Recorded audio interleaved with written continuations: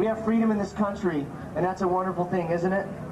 And we have freedom of religion and freedom of speech, and that's one of the cool things about being an American.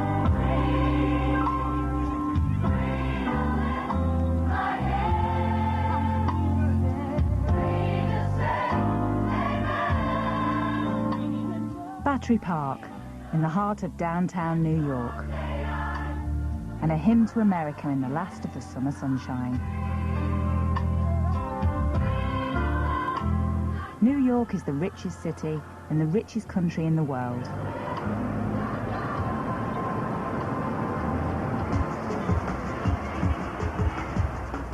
But just a few miles uptown live some of the poorest communities in America.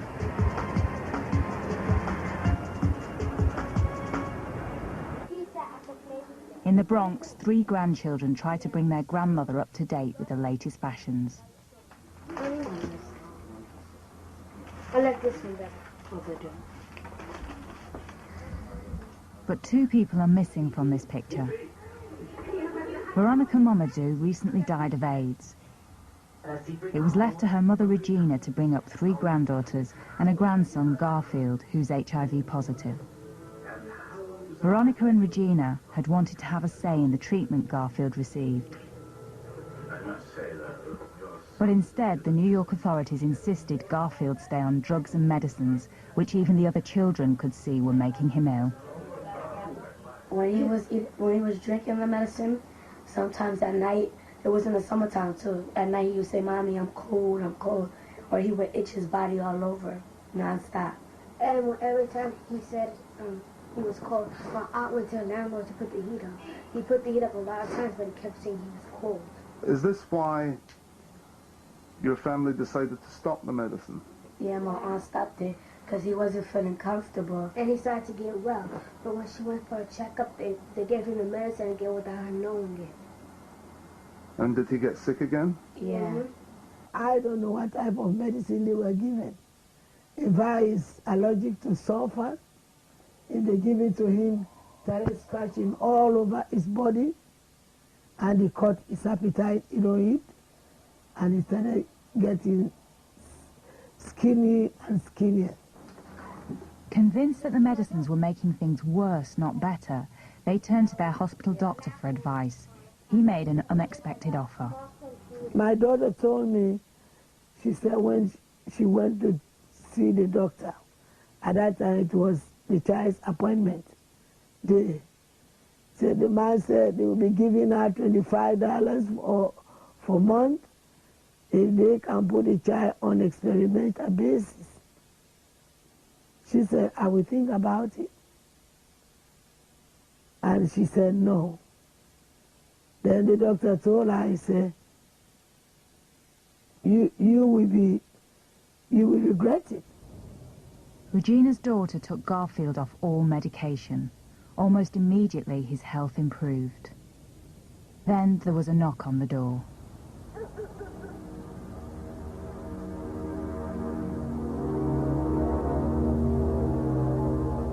They came to take the child. And they came with police. I think it was 3 to 4 policemen. In New York, you don't need a court order to take a child from its parents. The Administration for Children's Services, or ACS, has exceptionally strong legal powers to decide what's best for the city's kids. They're essentially out of control. I've had many ACS caseworkers tell me, we're ACS, we can do whatever we want, and they usually get away with it. Garfield simply disappeared into the system. One of 23,000 children placed either with foster parents or in children's homes.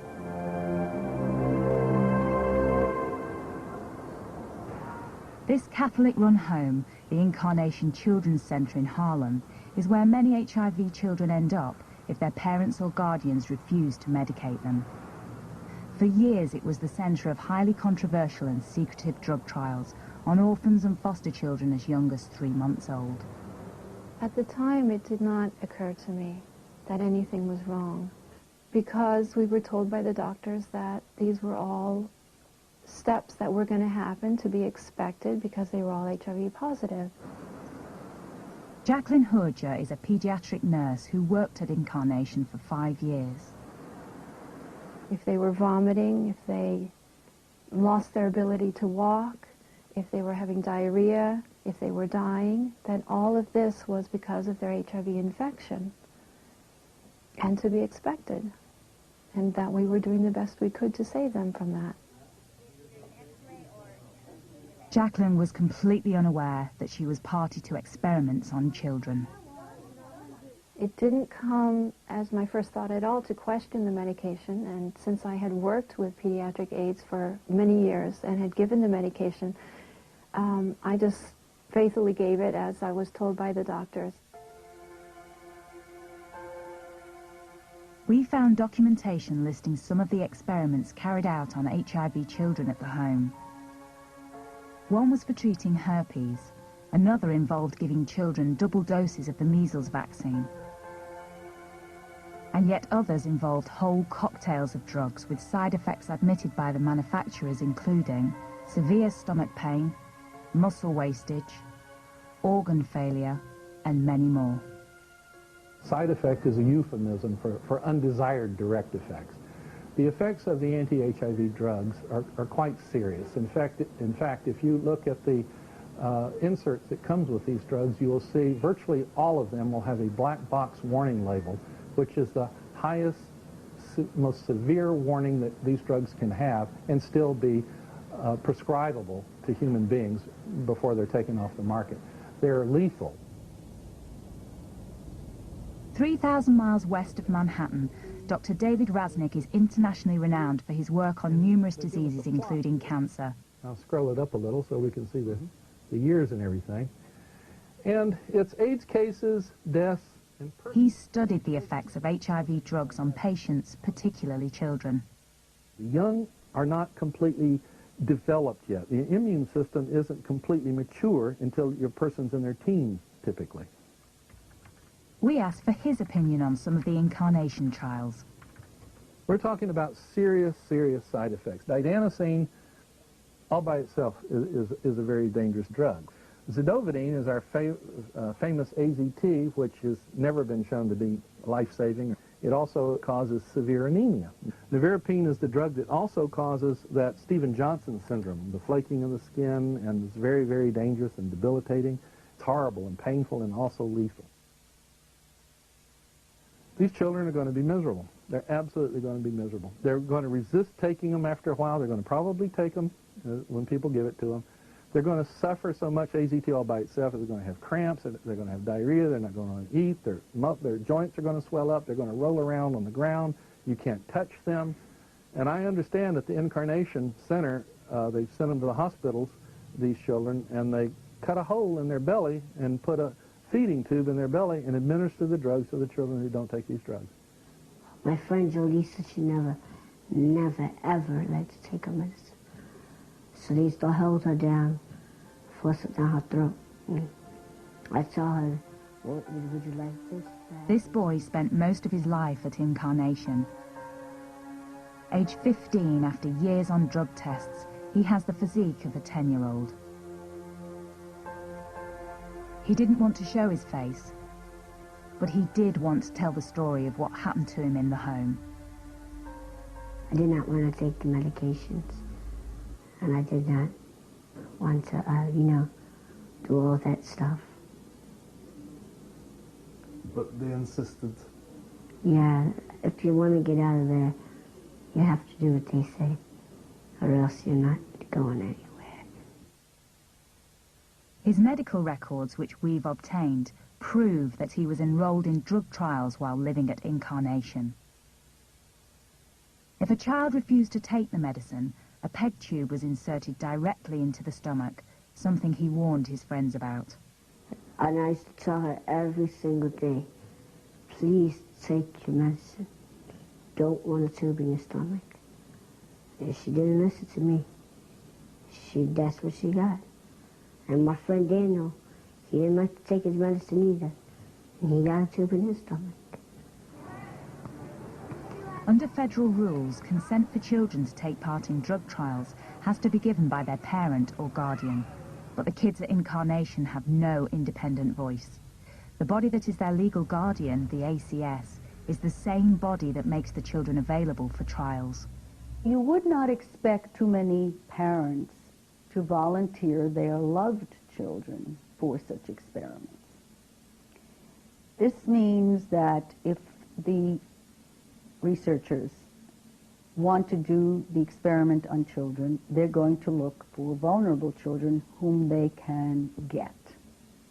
And when you have city government agency accommodating them, that is the biggest betrayal of those children. They don't have anyone but the city agency that is their guardian on paper, but not in human ways. For over 10 years, Vera Shirav has battled almost single-handedly with the New York authorities to come clean over the use of children in drug trials. They tested these very highly experimental drugs, phase 1 and phase 2. Why didn't they provide the children with the current best treatment? That's the question that we have. Why did they expose them to risk and pain when they were helpless? Would they have done those experiments to their own children? I doubt it. ACS. When we spoke to the ACS early in our investigation, they told us that no child was selected for trials without a long process of decision-making. I would absolutely reject the idea that they go through a process. Yes, they go through a process, but it is on paper only. For example, the city department created a panel, an ethics committee that approved the experiments that were conducted at Incarnation House. There's only one little pesky detail. The panelists all come from hospitals that conduct the trials, so they all are stakeholders in saying that it was perfectly all right.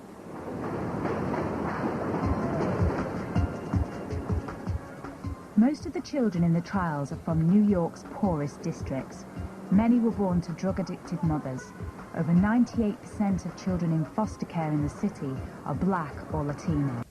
But in New York City, where the ACS was given special powers by former Mayor Rudy Giuliani, even professionals realize they are fighting a losing battle. Jacqueline Horger, the nurse who had once administered the drugs to children at Incarnation, was about to discover just how difficult it really was. She'd decided to add to her existing family by adopting 2 young girls she'd grown to love at the home. They were half-sisters, and the younger of the 2 was pretty much immobile, didn't know how to walk, didn't know how to play, didn't speak much, didn't know how to show her emotions or feeling whatsoever. And her sister was the opposite. She was hyperactive, couldn't sit for a minute, couldn't be still for a minute, and wouldn't eat. And the younger of the 2 overate, so it was a complete mess. I gave them all that I could, on every level. I gave them the good quality foods, the rest, the best private schooling they could get, occupational therapy, physical therapy, speech therapy, tutoring, the best psychologists I could find on all levels, and I just didn't seem to be making any headway. And the only thing that was left was the medication that I was giving them. Okie doke. Jacqueline decided to take the children off the drug regime which Incarnation had insisted upon. The results were almost instantaneous. The older girl began eating properly for the first time. She would ask for seconds and thirds, and it started showing on her body. When we swam at a swim club that we go to, she had a swimsuit on, about a month or two after I took her off the medication, I just looked at her with those loving mother eyes, just seeing a daughter look beautiful, rounded out, muscular, strong, healthy. It was a wonderful sight. The younger daughter, I would say the main change after I took her off the medication, it felt that her nerves became more and more healthy. And I taught her how to walk, run, jump on the trampoline, play, ride the bicycle, swim. And it was a joy to watch her. I remember the first Christmas when they all got new hats and they sat in the corner, all three of them together next to the Christmas tree in their new hats, surrounded with their presents. And Eileen had this little shy smile, Olivia beaming from ear to ear, and Leah sitting over them. And on Christmas morning, I looked and there was the faintest red in the horizon, so I turned on the light, they all got up, we opened our presents, you know, our stockings, and we started yelling out the window, "Thank you, Santa Claus!" And then Mommy came stomping down the stairs. "How dare you guys, it's only 1 o'clock in the morning." Not long after those Christmas celebrations, there was a visit from the ACS. It was a Saturday morning, and they had come a few times unannounced, so when I saw them at the door, I invited them in, and they said, "This is not a happy visit." And at that point, they told me that they were taking their children away. And I was in shock. I couldn't believe it. And it's this home day, they're in their pajamas, and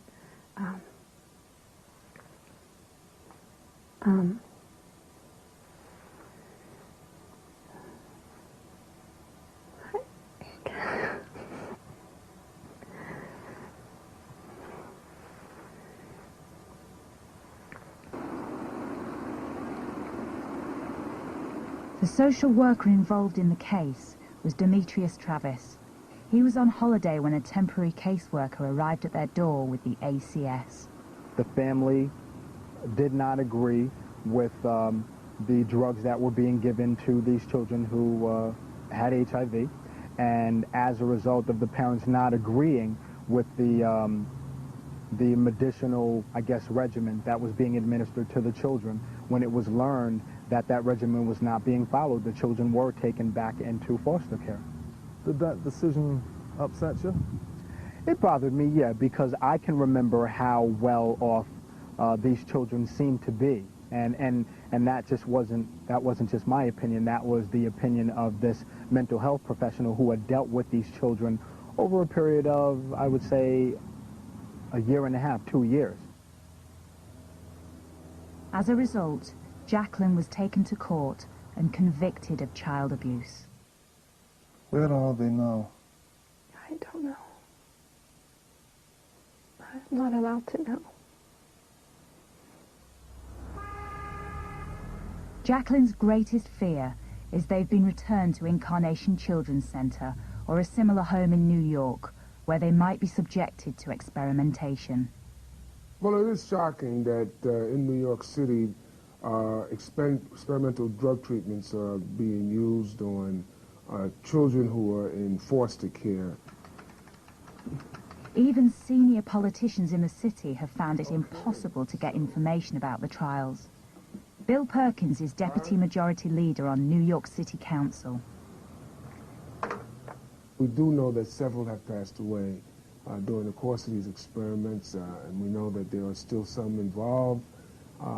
And there's been somewhat of a secrecy about the whole matter, I must say. It has not been easy to get through the bureaucracy as to exactly what this is all about. In a mass grave owned by the Roman Catholic Church close to Manhattan, over 1,000 children's bodies, including some who were enrolled in the trials, lie beneath a tarpaulin.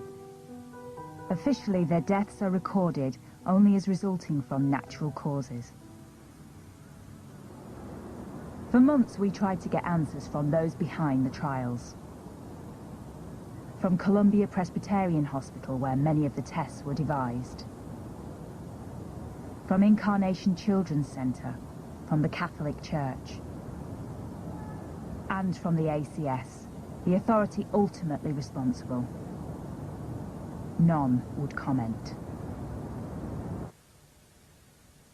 The drug companies which have supported trials at Incarnation include some of the world's largest. Among them, Britain's own GlaxoSmithKline. They also refused to be interviewed for this programme, saying only that all trials have stringent standards and are in compliance with local laws and regulations. In Washington, officials at the National Institutes for Health insist that any participation of children in drug trials should be voluntary in every sense. We let parents know that participation is always voluntary, that they can stop participating in a trial at any time. Many parents need to have that reinforced, that participation is voluntary. We also get the assent of the child when it's appropriate. But what if that child is in the care of New York City authorities, which have volunteered it for trials in the first place? New York law hasn't made clear where the boundaries are between the parent's right to provide and control the treatment for the child and ACS's right. And as a result, the parent loses out and the child loses out because ACS simply says, we're going to make all the decisions. In 2002, the trials at Incarnation were suddenly halted. Attempts to uncover why exactly meet either with silence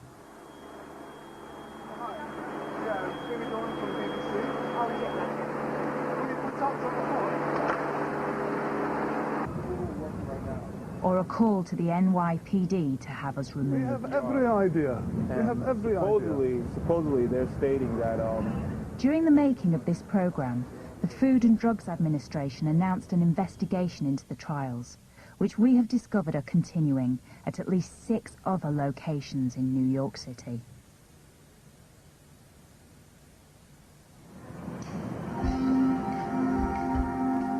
Meanwhile, Regina Musa from the Bronx is now in contact with her grandson, Garfield.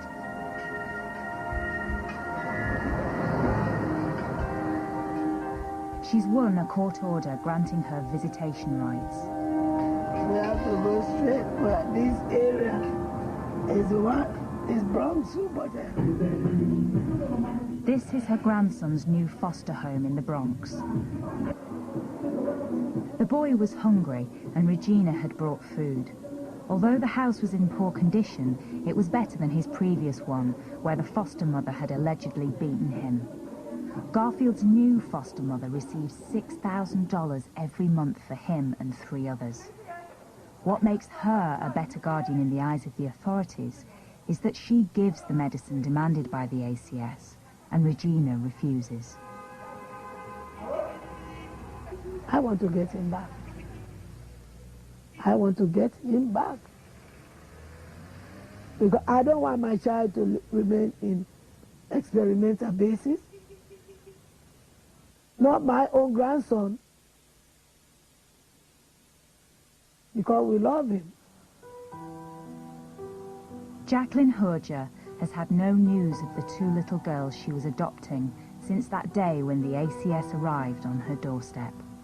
We weren't given any rights whatsoever. I even wrote a letter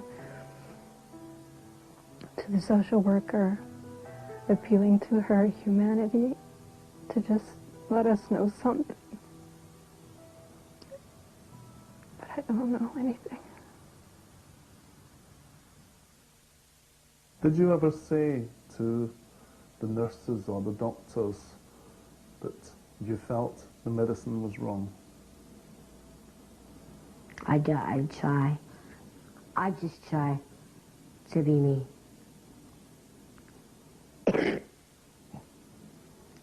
I don't bother anybody. People do things for, like I said, a reason. Good or bad, you have to forgive them for what they do.